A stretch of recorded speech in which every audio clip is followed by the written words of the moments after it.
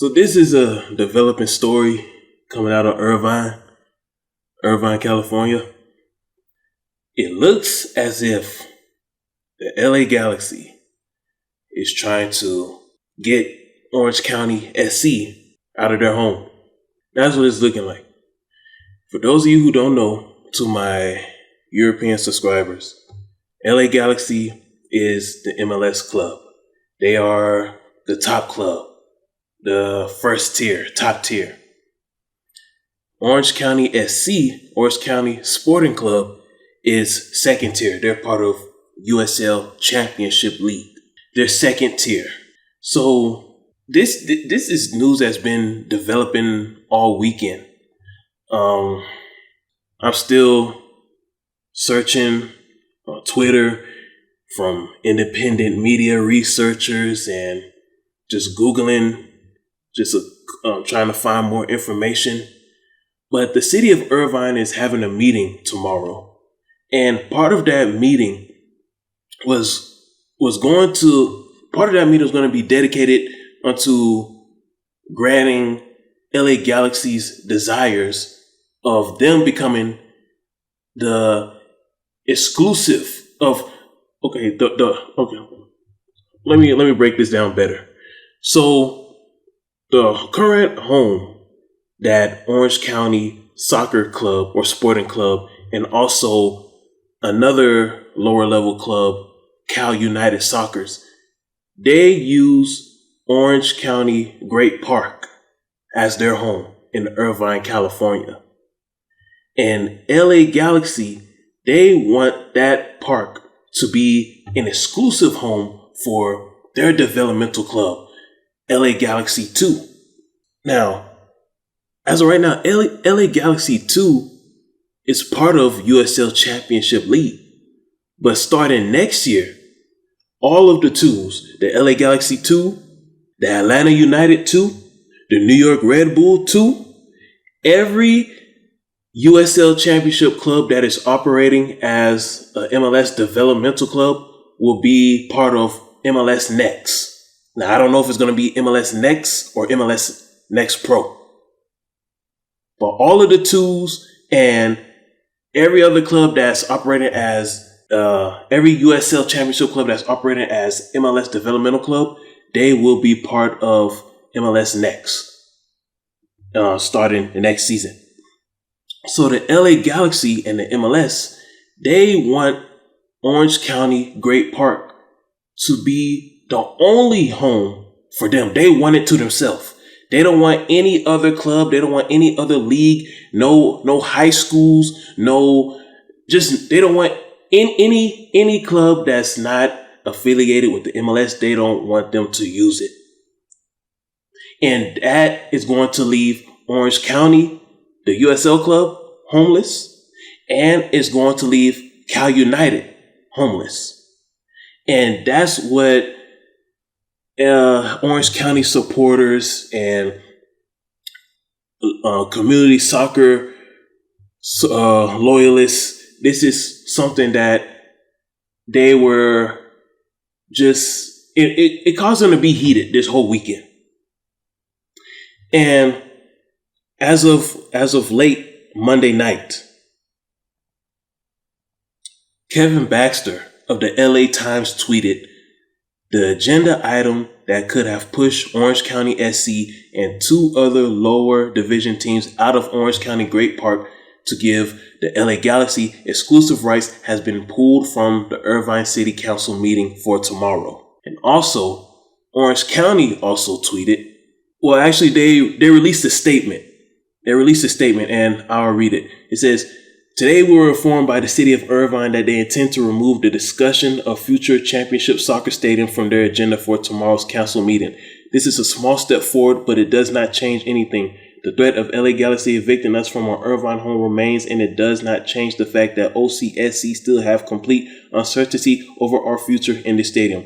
We still need all of you to appear at the City Council tomorrow at 4 p.m. to make sure the City Council and their staff fully understand the importance of OCSC continuing to play at this stadium to Irvine residents and to the broader OC community. They can hear you singing and we now need to sing louder than ever to ensure city leaders take the steps necessary for Irvine to be OCSC's home for years to come. There is still a proposal out there that we and all men's and women's professional soccer teams in OC will be barred from the stadium, and there is still no resolution as to whether OCSC can remain in the stadium we have called home for 5 years. We would like to thank our fans and the fans of those other teams across the country, including so many Galaxy fans, for the passion and kindness they have shown us in the past 72 hours in our fight to keep us from being evicted from our home. Nothing brings soccer fans together like the thought of an injustice, particularly when executed by a bigger club against a smaller club, and we appreciate your support in this ongoing effort. So Orange County is basically saying, despite the tweet from the LA Times reporter, Orange County is still saying there's still a possibility that LA Galaxy can get them kicked out of their home. And Orange County is basically saying just because the topic has been removed from tomorrow's discussion amongst Irvine politicians, that doesn't mean that they're not going to revisit the topic later on in the year or sometime next year. So that's why Orange County is saying that it's still a fight and the fight's not over, and there's still a possibility that the LA Galaxy can get what they want. And this situation in Irvine leads to a bigger topic that we must have now. Is it time for the MLS and the USL to sign some kind of treaty that will prevent the MLS from intruding upon the brand of the USL? And this intrusion includes interfering with business operations of the USL and threatening the existence of the USL. Because we know the history of sports and business in this world, and the rich always get what they want. And it looks as if the MLS is trying to monopolize the game of soccer, similar to how the NFL have monopolized gridiron football. It looks like the MLS is trying to do the same thing. And if such works, that's going to be bad for American soccer. I like the fact that there are multiple leagues available to watch, because everybody's not going to be able to have a major professional team in their town as like the big magnitude of the MLS. And everybody doesn't want big billionaire ownership in their town, because big billionaire ownership in your town, it usually brings a lot of changes that really affects the everyday life of the average person. I like the thought of there being a league that's dedicated to mid-major towns, medium-sized towns. And like when you're going on a road trip in the summertime and you're on your way traveling to a big city, but in the middle of that long road trip, you take a pit stop in a smaller city, and you're just looking for something to do in that smaller city just for that one evening. It's good to know that there is a USL team, a local USL team in town that you can go and watch. Like this is what I'm saying. Okay, I'll give you an example of what I'm talking about. Let's say you're going on a road trip from Houston to Los Angeles, and you're traveling on I-10, and it's been a couple of hours. It's the late afternoon. It's about to become evening time, and you don't want to be driving late at night. So your pit stop in between Houston and Los Angeles happens to be El Paso, Texas. You're looking for a soccer team to watch in El Paso, and you want to go to a game that doesn't cost you a lot of money. This is when the USL steps in. This is the benefit of having a smaller league as the USL. Because You'll be able to watch some good soccer without spending a lot of money on that evening, and then the next morning you can go on your way to Los Angeles. I mean, because a lot of people take road trips in the summertime. That's just an example. Another thing, USL teams are more community based. You get to see more local players play. So you don't want to take that local soccer aspect away from Americans. Local community soccer matters. Local community soccer is the fabric of the game. This sport is not going to grow without local community soccer.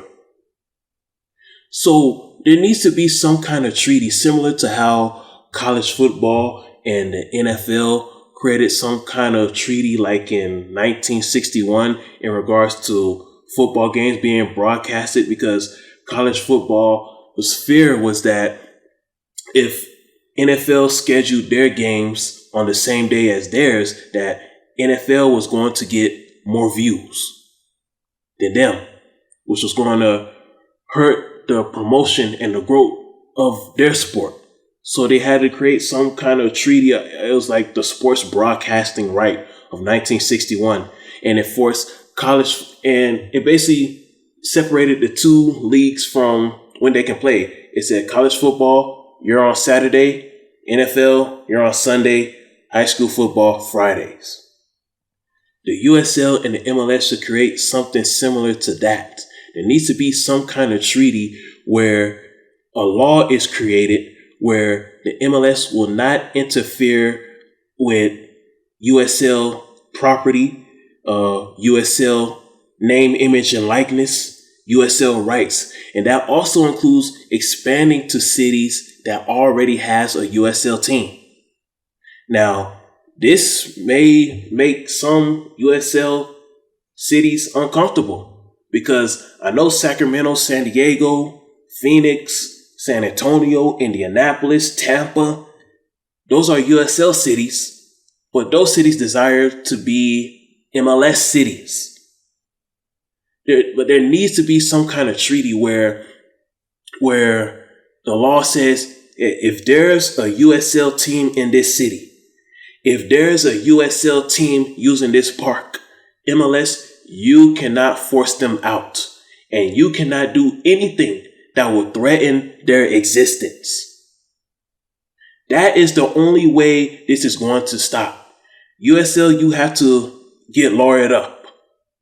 You have to take this to court now.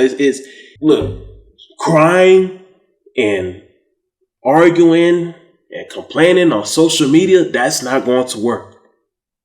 You have to get the law involved now, USL. Because if you don't get the law involved, the MLS will continue to do whatever they please.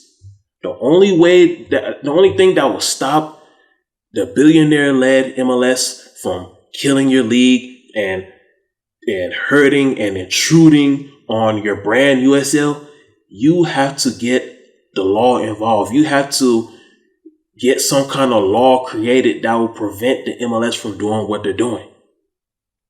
And then if you're the MLS, it's like, why? What's the purpose of you taking Orange County Great Park? People don't want to see developmental clubs. People are not going to rush to that stadium to see no names play. This is not gridiron football. This is not basketball. It's two sports that are popular.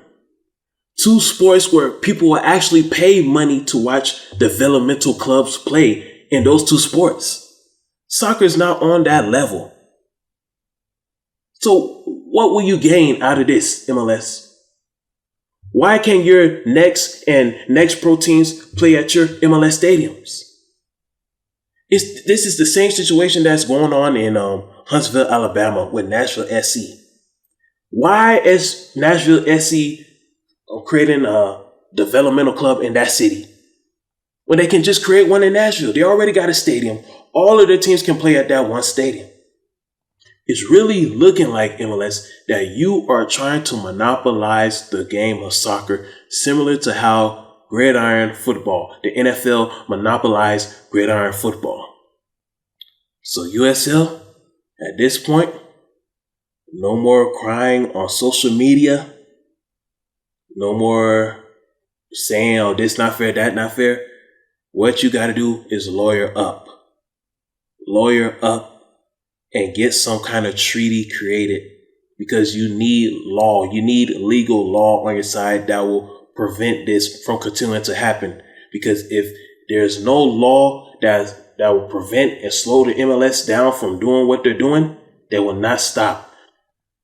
The only thing that will stop the MLS from totally monopolizing the sport is by you lawyering up and creating a law, a treaty that will prevent that from happening.